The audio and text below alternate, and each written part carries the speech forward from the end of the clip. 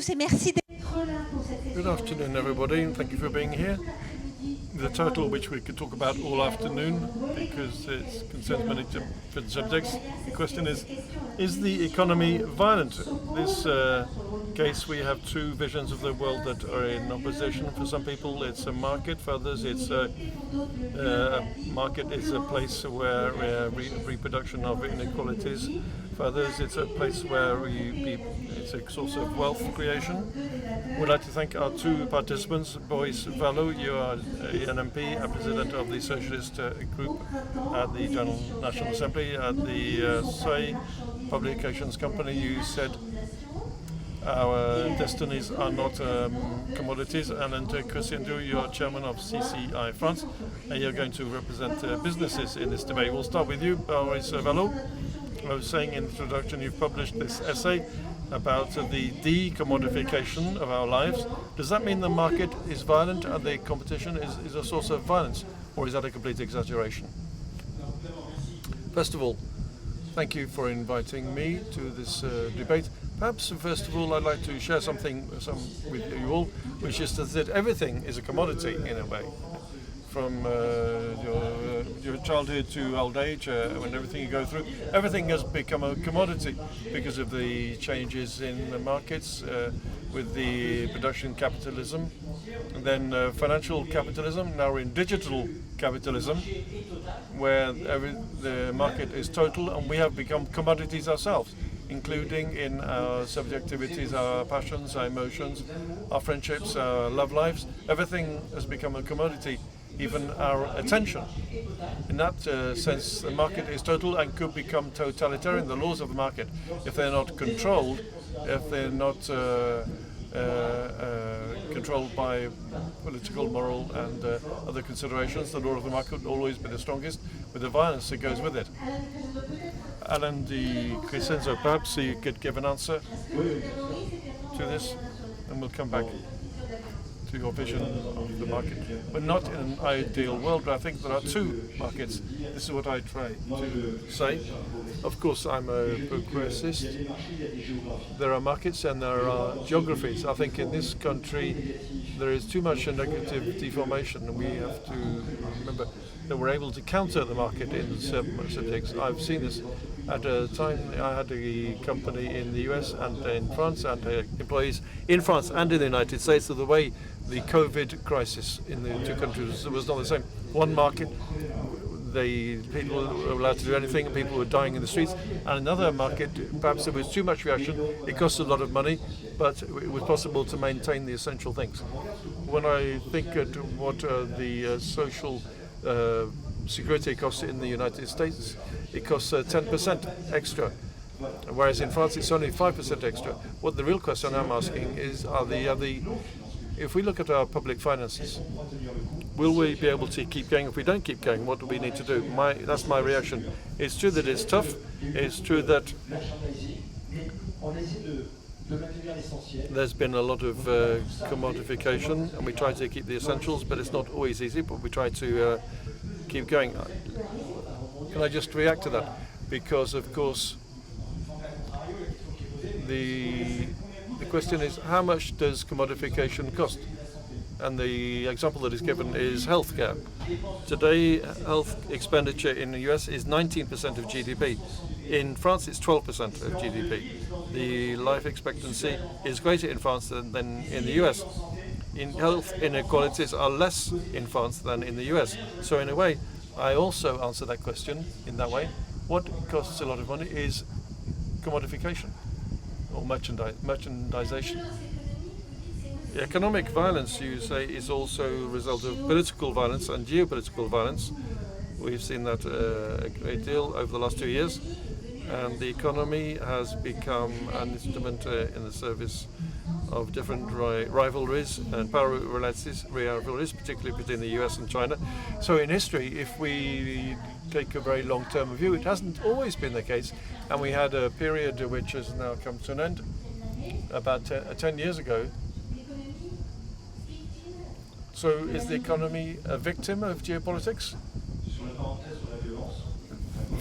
Concerning violence, I was born in 1962. I remember what I experienced, what my grandparents and parents told me, I think the pure violence of market has been contained.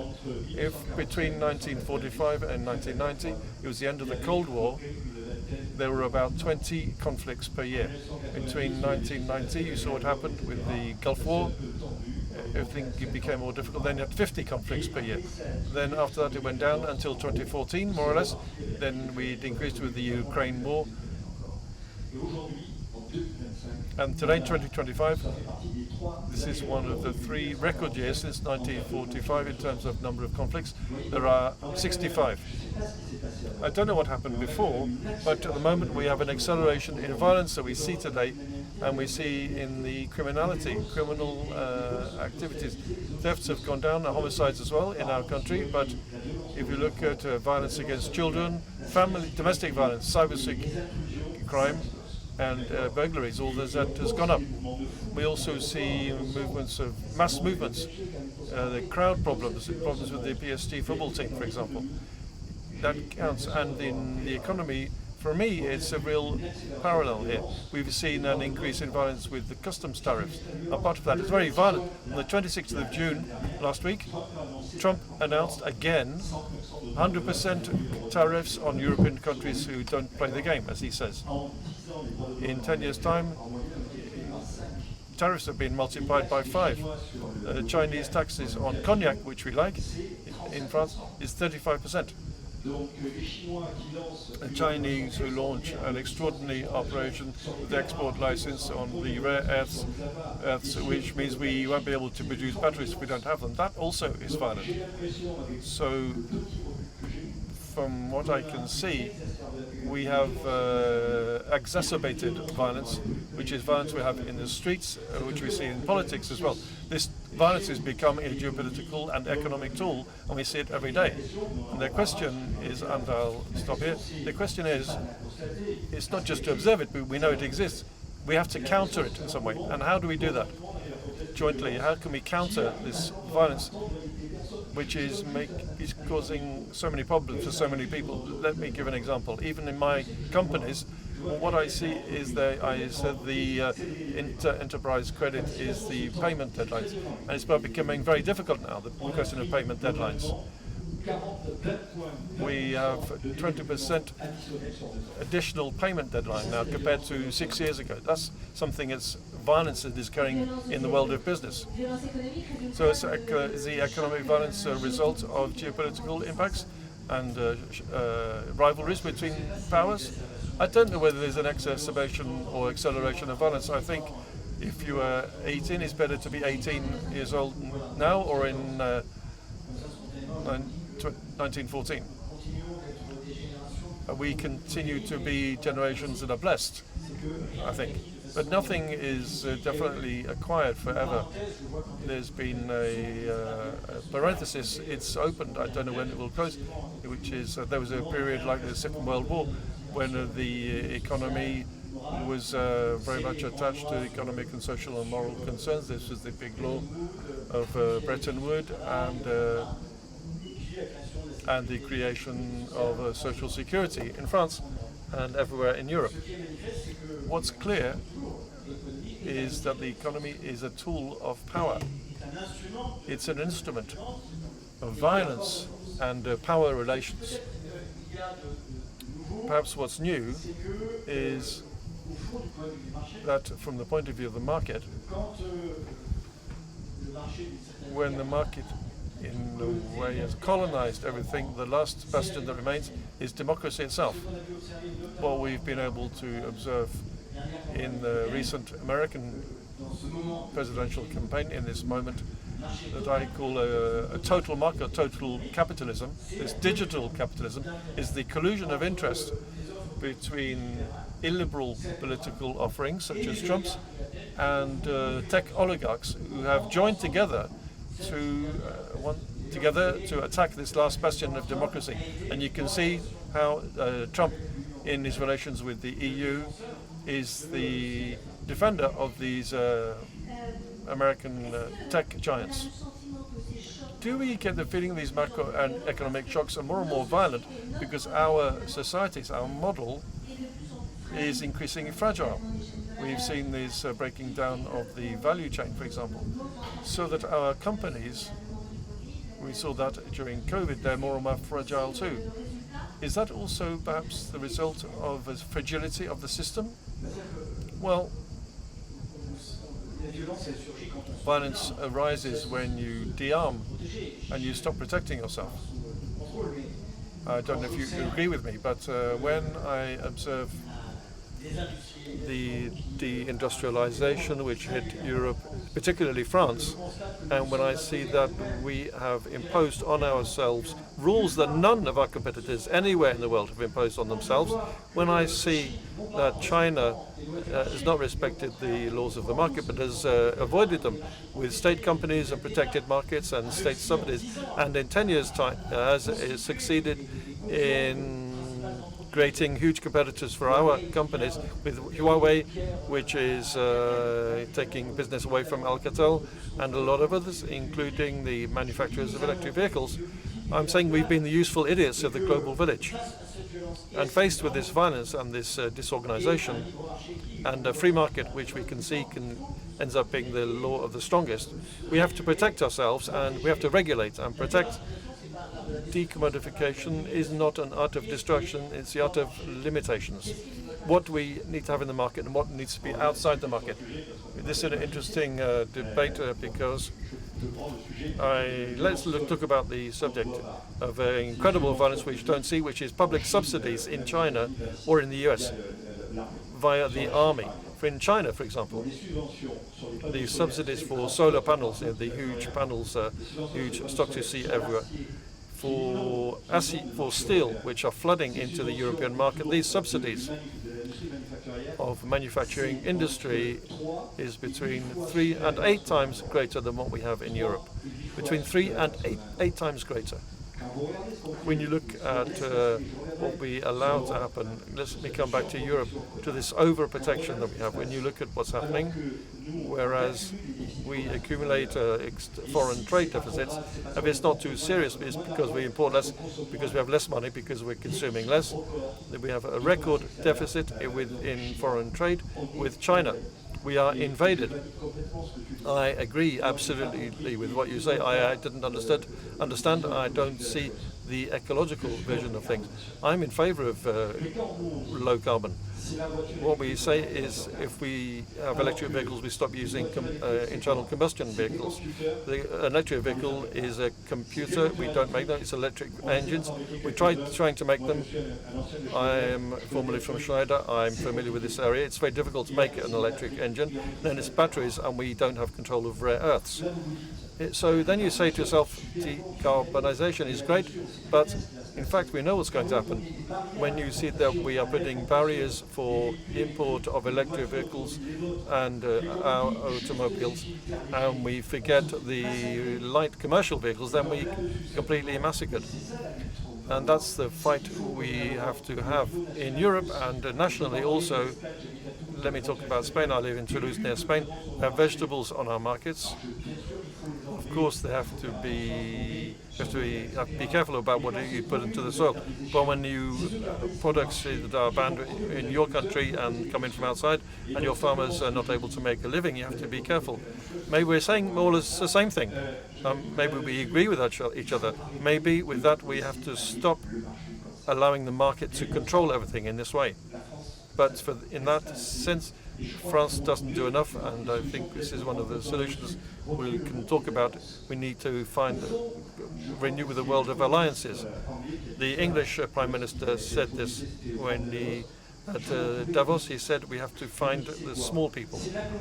It means the agglomeration that is not everything is not US and China. And then with Canada, for example, we have a possibility to be able to rebuild something, to be present on the checkerboard and not be victims, and not just observe this violence and this decadence that we see elsewhere.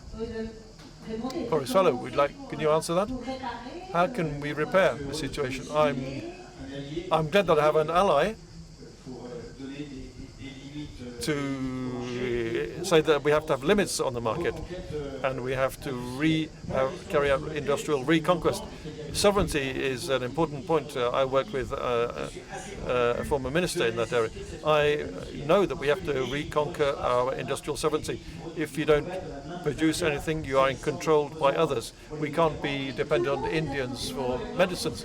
Everybody agrees on that. Yes, everybody agrees on that, except that for decades now, in fact, if you're business friendly, that means you don't set any limits on the market. It means you're measuring the performance of heads of companies by how much they could delocalize their companies abroad. You remember that kind of fantasy of France not having any factories.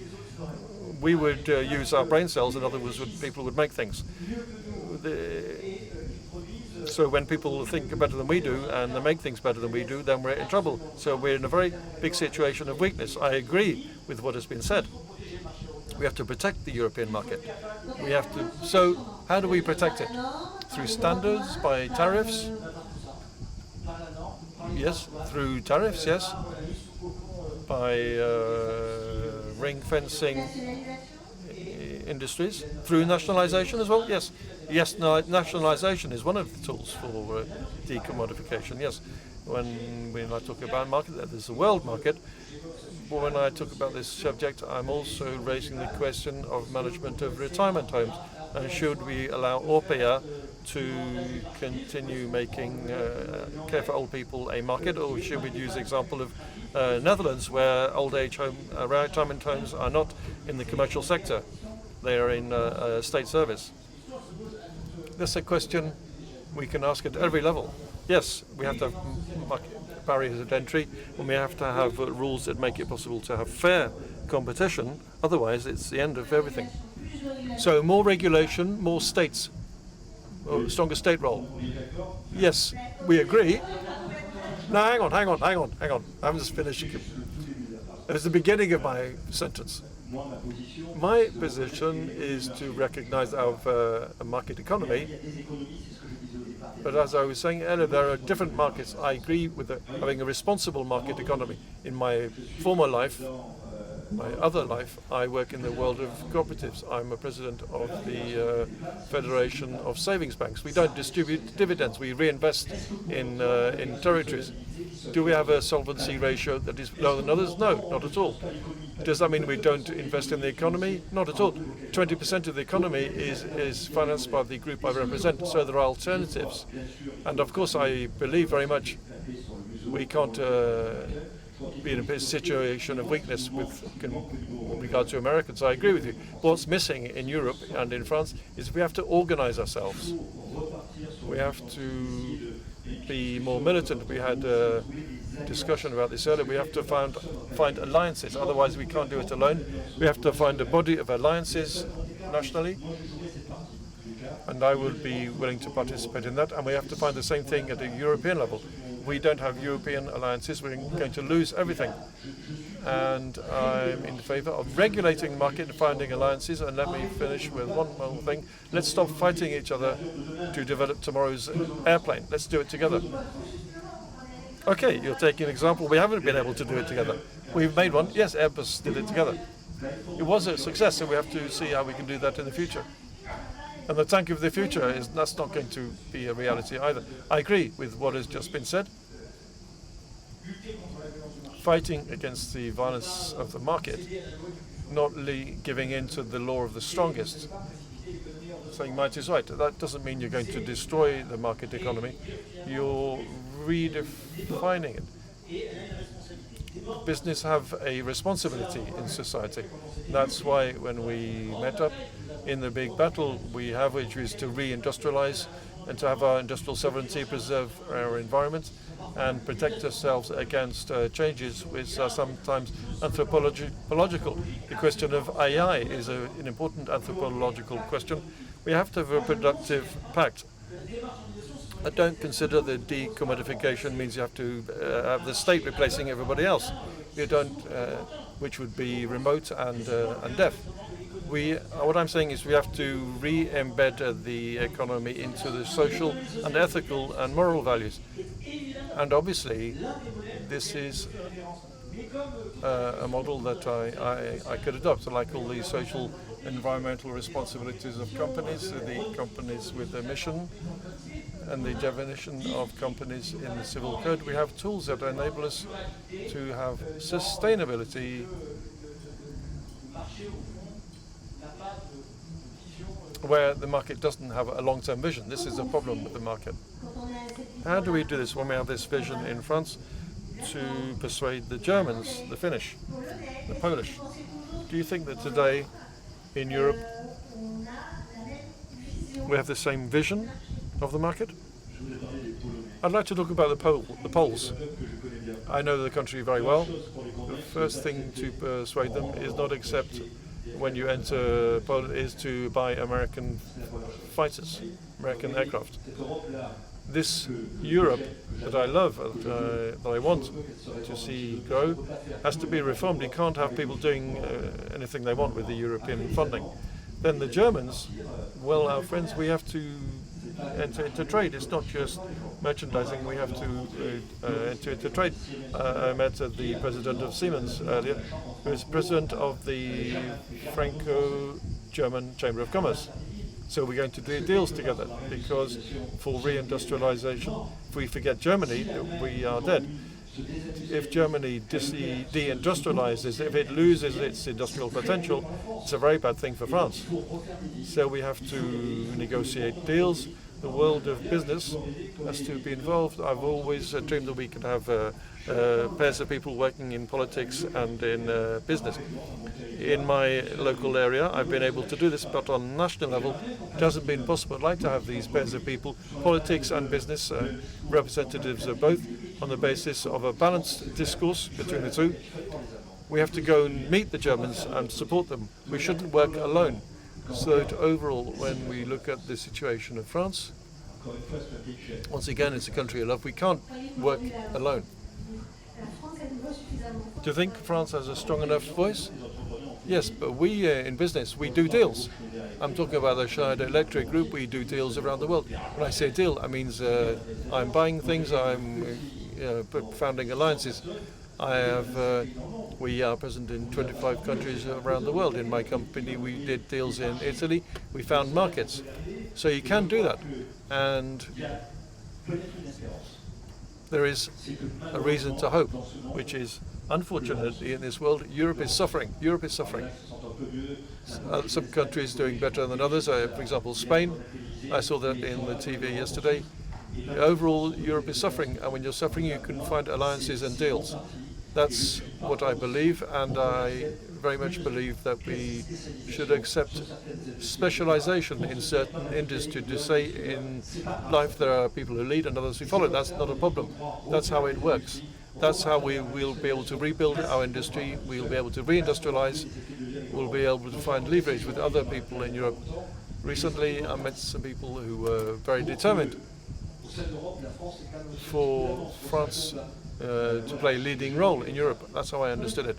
For his fellow, we are not helped by the current political situation, where France is losing credibility, and when our European partners see that over the last 2 years we had 4 or 5 different prime ministers supposed to represent France, it's rather difficult to believe them. Yeah. We also have to be truthful. Poland and other European countries are aware of how much they depend on the Americans. And in fact, the big American brother is not as reliable as they used to be, and can be a violent brother as well, and an absent brother as well, which doesn't take on their historical responsibilities and is turning against those who were their allies before. So in terms of our dependence on the US armaments industry, that is a big challenge for European defense. In addition, we have to stop saying, we have to have the French-German alliance, of course, but for decades, the Germans, especially in China, they participated without thinking about the rest of Europe. They were they did deals behind Europe's back in China. So I absolutely agree that we have European consortiums that should be set up to reconquer our sovereignty, but from the French point of view, I think we have to stop being naive. Okay, we have 18 seconds left. That will be the end, I think. I would just like to say that in a quarter of an hour at 17:45, Boris Valleau will be signing his book for you next door in the FNAC area. Thank you, both of you. And we continue now with the